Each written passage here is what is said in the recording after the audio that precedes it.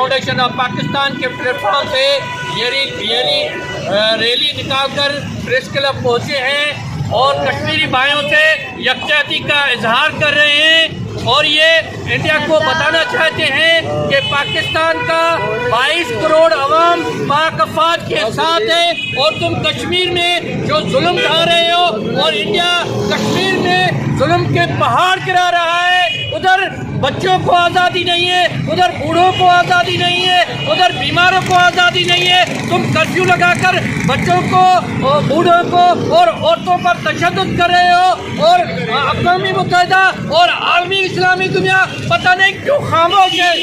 हम आलमी दुनिया को और इस्लामी दुनिया को ये बावर कराना चाहते हैं कि कश्मीर में इंडिया जुल्म के पहाड़ गिरा रहा है।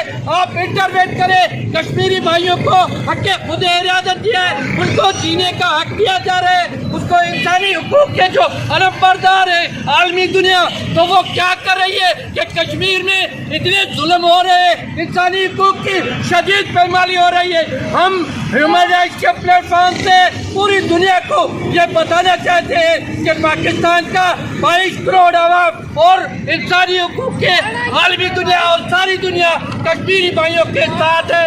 आज हम यकजहती के तौर पर ये रैली निकाल कर और आवाज़ बुलंद कर रहे हैं। पाकिस्तान जिंदाबाद।